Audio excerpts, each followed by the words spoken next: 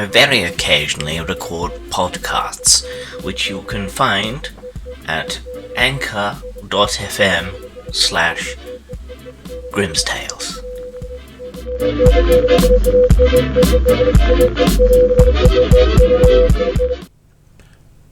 Hello lovelies.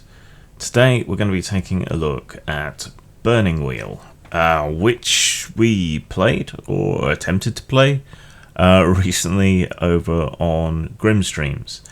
Now, Burning Wheel, I don't know which edition this is exactly, but it's the ring-bound one, comb-bound one.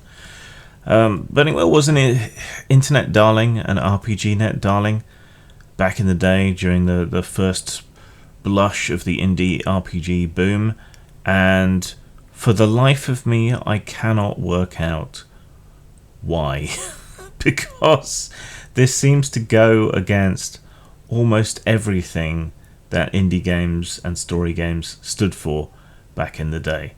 It seems just to be something that would not appeal to those kinds of people, and yet it did. So there's a fascinating, interesting contradiction at work in Burning Wheel that just doesn't make a great deal of sense. Part of the problem is in the presentation of the book. There are 300 pages in the main book, and then you also need the character builder, which is another close to 300 pages, right? Most of that is unnecessary.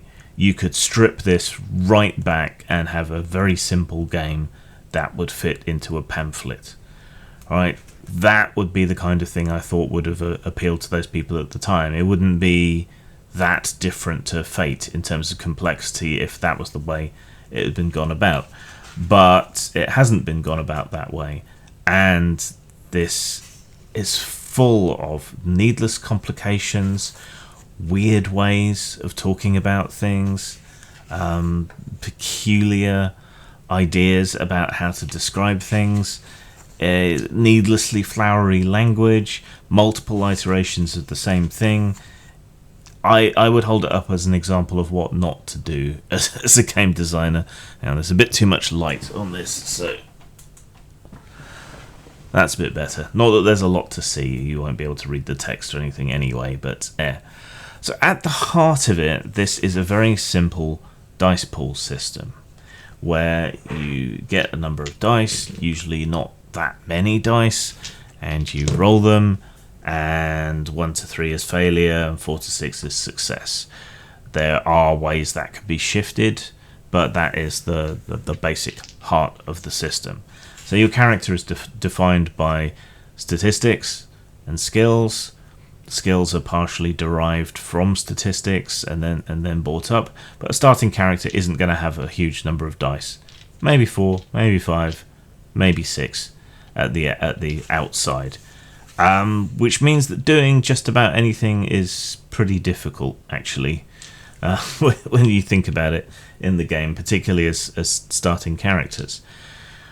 Which means you are constantly trying to vie for advantages, extra dice from the situation. This does encourage you to think tactically, I suppose, but it does put a whole lot of emphasis on the games master and whether they're feeling generous or stingy. So it's very interpretive, I would say. So yeah, the heart of it is that very simplistic, simple system. You roll, you get successes. Successes determine how well you do at something, whether you defeat the defenses, how much damage you do, gradiated 3 ways in combat, all of that kind of thing. So it's pretty easy and simple on the face of it. However, it then proceeds to massively complicate everything by providing rules for absolutely everything rather than a loose kind of framework. Some of these are good ideas, some of them aren't really that complicated. There's an enormously exhaustive skill list, so quite often you're not going to have quite the right skill, but they've kind of thought about that. There are things called forks, which is fields of related knowledge, which can supply you with some of those precious advantage dice if they apply. So, for example, if you're trying to navigate through an area and you have a knowledge skill called a wise specific to that kind of area or that kind of travel in addition to your navigation, maybe you can call on 1, maybe 2 bonus dice. And same for other people helping you and all of that sort of thing. It's all about getting those bonus dice, those advantages, and thereby being able to stand some sort of chance of succeeding as a low-level character. What it reminds me of in a lot of ways is Tristat, because Tristat has a very simple internal system, a basic system, but then it massively complicates everything in the same sort of way that Burning Wheel does, in that there are all manner of powers, special abilities, skills, exceptions, rules that interact with each other and override one another, to the point where that simple 3-stat, very basic rolling system is completely obfuscated behind an enormous pile of interacting bullshit that you have to navigate through in order to create a character or to actually play. But then if you play it straight, it's too simplistic. And I think in a similar way, Burning Wheel is similar to that. An example, right? So in a game, you might typically have something like a fate dice mechanic or an inspiration mechanic or fate points or something. This provides you a pool of points that you can use to influence the game in certain ways. Burning Wheel has that, but it has 3 kinds of that, each of which does something different. You have fate points, persona points, and deeds points. Fate points for playing up to your character's beliefs or instincts in one way or another. Persona points for playing out your character achieving their goals, being the most valuable player at the table. Very subjective. And then deeds points for what you might traditionally consider to be completing quests and so on. And each of those does a different thing, and you have to keep track of all of them. Another example would be the skill system for advancing your skills, right? So it's something like Call of Cthulhu's system, which I think is very neat and elegant. In Call of Cthulhu, when you use a skill, you tick it, and then at the end of the session, you roll to see if that skill increases. So the skills that you use more tend to increase more. It makes sense in terms of the character's experience. You can also train in a similar way to try and bump up a skill or two. Works great. In this, you have a similar idea, but you have to tick your skill lots of times, and it has to be at particular different challenge levels. So it takes the elegant simplicity of Call of Cthulhu and fucks it up by adding piles of needless complication. And it's really unfortunate, because behind it all there is this much more elegant system. You can see some of the ideas that I don't like that have been brought through to other games. Resources as more of a statistic than a actual amount of money or whatever that you can think about. Relationship statistics to do with how you interact with various groups and how well you know them, how you can leverage that. The depth is interesting in a way, and it does go against the way game design has been going for a very long time, but it's also horrendously complicated and massively slows down play, as you will realise if you go and look at our actual play we did over on Grimstreams. An example, a duel of wits, right? If you get into an argument or you're trying to persuade someone or whatever in another game, it's usually one straightforward roll. Maybe the games master will give you some advantage or disadvantage for the way in which you roleplay and express yourself, whatever. You might roleplay out a little scene and make a roll at the end with a bonus or a penalty, depending how you did in the roleplay segment. In this, there is a formalized set of rules for how to have a debate or an argument. You roll for the strength of your argument as you set out, and then you're trying to whittle down each other's arguments to the point where you defeat the other person's argument. But if you lose any points from the standing and status of your argument, then you have to come to a compromise decision. Again, needlessly, horrendously complicated. I kind of like it as a mini game. Reminds me a little bit of the extended challenges in D&D 4th edition, which was one of the few good things about that edition. But it just, I don't know, it's very dry and reduces role-playing very much to mechanics, which again was something you would think that an indie darling RPG would very much go against. Combat is even worse, which ends up encouraging everyone to avoid combat. Now, for example, in our little game, a diseased, starving wolf, not even particularly tough, managed to sneak up on the member of the party who was on watch and tore out his throat 3 times before he even had an opportunity to react due to the hesitation rules. Combat is divided into heartbeats. There are 3 heartbeats in each combat turn. You have to figure out your positioning, whether you have an advantageous or disadvantageous position. Different weapons are better at different ranges. Very close quarters, striking distance, lunge distance, those sorts of things. Again, needless complications. And your reflex gives you your number of actions that you can use over those 3 heartbeats, and you have to divide them as evenly as possible. So if you had 4 reflex, you've got 3 heartbeats, you might have 1, 2, 1 actions. Right? And you write down those actions, hidden from everybody else, and then you reveal them all at once, and you try and figure out how they all interact.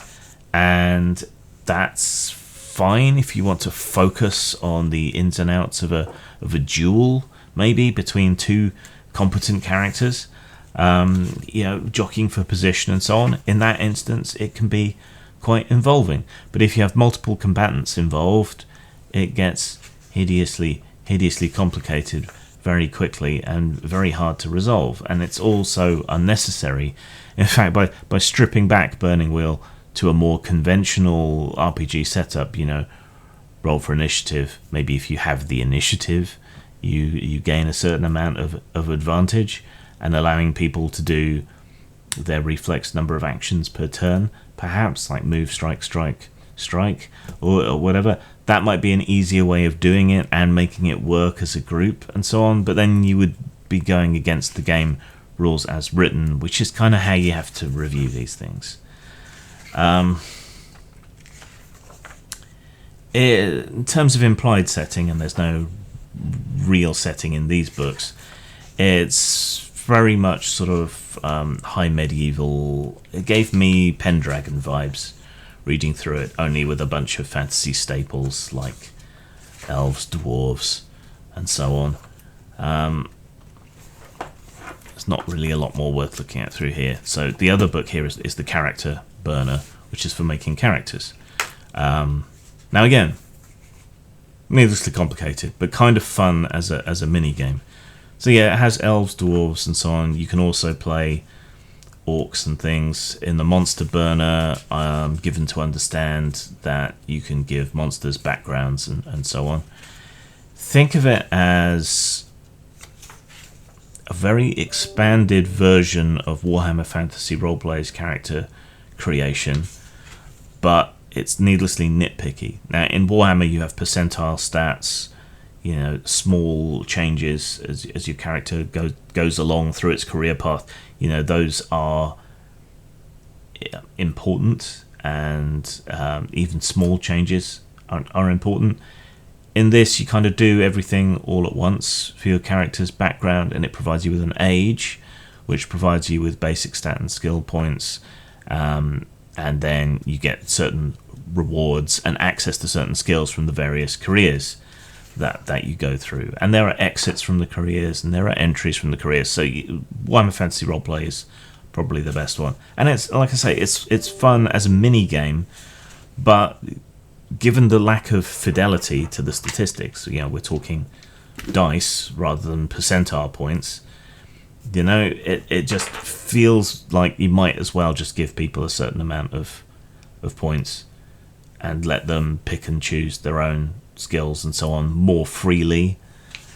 It would give you less rounded characters, but it would save 200 pages. And from your character backgrounds, it is nice in that it gives you a character background and a character sheet at the end of it that reflects your background, unlike, say, D&D or other class level based ones where, you've got the background, you're this big famous arena fighter, what level are you? 1. It just doesn't make a great deal of sense.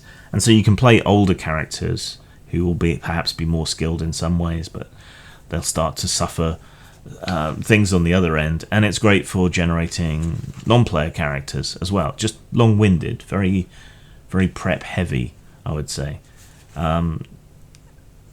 And the different racial life paths are a nice idea, but due to the sheer depth and complexity of it all, it's not something that's easy to improvise if you wanted to create a new race or a new culture, even. It would be quite difficult to create the full experience for your own game world, for your own homebrew, if you didn't want to do the kind of high medieval Arthurian type setting. Then you would have to scrap a lot of what's in this book, and you would have to make your own version, and it would be a lot of work that most players probably wouldn't end up using. And it's not like it's an open game system either, so it's like you can't monetize your time that you've spent doing it. But I mean, I don't hate it. It's a weird choice, like so many other choices in this game to do. We didn't get into the magic system. It seemed needlessly complicated, and one of the players I played with was more experienced with Burning Wheel, and said that the alternative magic rules were much better. So I don't know, perhaps, but we didn't bother messing with that because it seemed like too much just for a one shot. One last thing I should mention. There's a skill called Wises, which most people would take as just being like a knowledge type skill, right? That would tell you certain things about the world. Oh, test knowledge. What do I know about the elves? Apparently, that's actually more of a story mechanic, though I could find nothing in either of these books to point that out. Apparently, you can roll your Wises to make declarations about the world. So that would make sense for why it might have been an indie darling, and the idea of usurping the games master's authority and taking over as the player and making declarations about things that are true about the game world tends to cause a lot of problems in my experience, unless you explicitly say that the games master can say no at some point. But there is nothing in either of these books about using Wises in that way. It seems to have just been taken up from one of the supplementary books that I don't have, discussed on the Burning Wheel forums and so on, and just seems to be a sort of convention that players have come to, but I could find nothing to support it. I had such a hard time understanding and implementing Burning Wheel that I bought Mouseguard, which uses a slightly slimmed down version of the same system, to try and understand it, but it didn't particularly help. So, scores. Style. Probably unfair to review this version. Apparently there's a very nice hardbound one with sort of gold inlay and stuff, but I have to review what I have. So this is the comb-bound version of Burning Wheel. Style. I mean, the combs are nice in a way in that you can lay it flat without bending stuff, without breaking the spine, and you will want to do a lot of referencing while playing this game. But it's pragmatic. It's not stylistic. The art is extremely basic and old school. There's nothing wrong with that necessarily. but it's not particularly winsome. It's not even a particularly good example of old school art, which is unfortunate. The writing is terrible. The way in which it goes about explaining things is terrible. It keeps needlessly getting in its own way. But it does evoke this kind of high medieval Arthurian sort of setting quite well, despite not really having any setting information explicitly in it, at least in either of these two books. So I can't give it a 1. I can't give it a 3, which is average. It's definitely below average. So 2 for style. And this is for these books as a pair. In terms of substance, I mean, it is full of stuff, but it is not easy to find the rules that you need, which, considering it's a massively rules-heavy RPG, is a bit of a problem. The index exists, which is good, I suppose. The character creation minigame is fun for a while, but rapidly becomes not fun. You'll probably need a whole session to generate characters, I would think. So, I mean, there's a lot there. Everything you could possibly need except for monsters. So let's start with 5, drop it to 4 because there are some distinct lacks. The way in which it's presented is unuseful. So that leaves us with a substance score of 3. So style 2, substance 3, 5 out of 10, deeply average, 2.5 out of 5. Cannot recommend. No idea why this was an indie darling for so long. The Shadow World is an homage to 90s goth culture, goth punk games, and the interminable pettiness of the LARP scene. Bloodsucker, Chav, and WizKid thrust you into a world of teen drama, occult shenanigans, and comedically weak supernatural powers. You know it's good, because RPGnet accused it of classism. Available at post-morp.com, lulu.com, and drive-thru RPG.